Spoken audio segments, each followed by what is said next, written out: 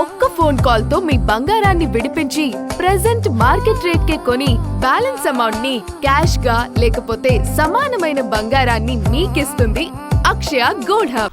ప్రపంచ తెలుగు మహాసభల్లో తెలుగు సాహితీ సంస్కృతులే కాదు హస్తకళలు ఆకట్టుకుంటున్నాయి. ఈనాడు దినపత్రికలో ప్రచురితమైన కార్టూన్లు, పలువురు కళాకారులు వేసిన బొమ్మలు ఆలోచింపజేస్తున్నాయి. ఏటికొప్పాక బొమ్మలు పూర్వకాలం నాటి చరిత్ర, చారిత్రక నేపథ్యాన్ని చాటే తెలుగు నాణ్యాలను సందర్శకులు ఆసక్తిగా తిలకిస్తున్నారు. వివిధ దేశాల నుంచి 3వ ప్రపంచ తెలుగు మహాసభలకు హాజరైన సాహితీ ప్రియులు, భాషాభిమానులు సరికొత్త అనుభూతి పొందారు. గతంలో ఎన్నడూ చూడని కళాకృతులు, అబ్బురపరిచే చిత్రాలు, సాహిత్య పుస్తక పరిమళాలు ప్రత్యేక ఆకర్షణగా నిలిచాయి. ఎన్టీఆర్ ఛాయాచిత్ర ప్రదర్శన ప్రత్యేక ఆకర్షణగా నిలిచింది.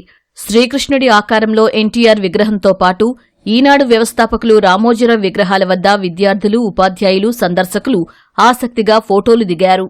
ఎన్టీఆర్ అంటే తెలుగు ఆత్మ గౌరవం. మేము పుట్టిన తర్వాత కొన్ని సినిమాలు చూసాము, అంతకుముందు ఎలా ఉన్నారు చిన్నప్పుడు అనేటివి, అవన్నీ కూడా తన సమగ్రమైనటువంటి జీవిత విశేషాల గురించి నిర్వాహకులు ఇక్కడ పెట్టారు సార్.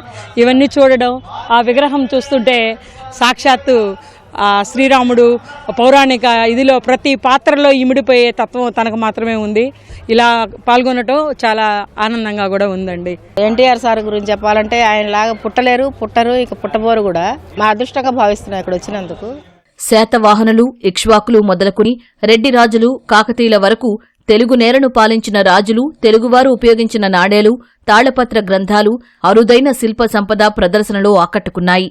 తాడికొండ మండలం రావిల గ్రామానికి చెందిన విశ్రాంత ఉపాధ్యాయుడు రామకృష్ణారావు ప్లాస్టర్ ఆఫ్ ప్యారిస్తో రూపొందించిన ప్రముఖుల విగ్రహాలు ప్రత్యేక ఆకర్షణగా నిలిచాయి.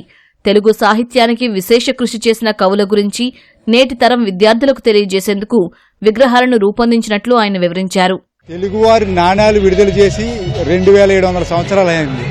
జనపదులు, చక్రవర్తులు, రాజులు, సుల్తాన్లు, నవాబులు విడుదల చేసిన నాణ్యాలన్నీ కూడా ఈ ప్రదర్శనలో పెట్టాను. ఇంట్లో బంగారం నాణ్యాలు ఉన్నాయి, వెండి, రాగి నాణ్యాలు కూడా ఈ ప్రదర్శనలో ఉన్నాయి. తెలుగువారి ఆర్థిక, సాంకేతిక చరిత్ర జనాలకు తెలియాలన్న ఉద్దేశంతో ఈ ప్రదర్శన పెట్టడం జరిగింది.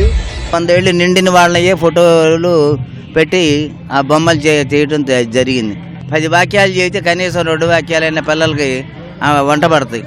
అదే మాదిరిగా ఉత్సాహం, ప్రోత్సాహం, ఆనందం వీటితోటి పిల్లలు కూడా మంచి అడుగుజాడల్లో నడవడానికి, వాళ్ళ భవిష్యత్తు బాగుపడటానికి మంచి అవకాశం ఉంటుంది. ప్రపంచ తెలుగు మహాసభల్లో వ్యంగ్య చిత్రాల స్టాళ్లు ఆలోచింపజేశాయి. ఈనాడు దినపత్రికలో ప్రచురితమైన కార్టూన్లతో పాటు పలువురు కార్టూనిస్టుల బొమ్మలు ఆకట్టుకున్నాయి. ఈ కార్టూన్ల ద్వారా కూడా తెలుగు వైభవాన్ని చాటాలి, ఈ తెలుగు మహాసభల్లో పిల్లలకు తెలియజేయాలనే సత్సంకల్పంతో ఈ స్టాళ్లను కూడా ఏర్పాటు చేసి విద్యార్థులకు, అదేవిధంగా తెలుగు భాషాభిమానులందరికీ కూడా మేము అందిస్తున్నాము. 40 సంవత్సరాలుగా నేను కార్టూన్ రంగంలో కార్టూన్లు వేస్తూ ఉన్నాను. ఒక కథ, ఒక నవలలో చెప్పలేనిటువంటి అన్నీ కూడా మేము ఒక చిన్న కార్టూన్ రూపంలో అందించగలము.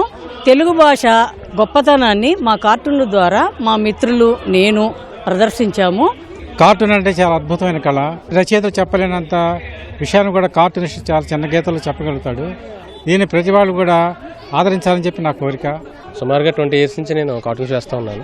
విషయాన్ని చాలా సూటిగా, మరి మొత్తం ఏం మనం విషయాన్ని కూలంకషంగా చెప్పక్కర్లేకుండా చిన్న కార్టూన్తో మనం దాన్ని ప్రజలు చేరవేసేలాగా మనం కార్టూన్స్ వేయొచ్చు. సమాజంలో మార్పు తీసుకురావాలంటే కార్టూనే మనకి మంచి సాధనం దానికి. మరి ఇలాంటి మా పెద్ద మహాసభల్లో మాకు కూడా ఒక స్టాల్ ఇచ్చి, మంచి వేదిక ఇచ్చి మరి వాళ్ళు ప్రోత్సహిస్తున్నారు. నిజంగా వాళ్ళందరికీ మరి ధన్యవాదాలు తెలియజేసుకుంటున్నాం ప్రపంచ తెలుగు మహాసభల తరఫున.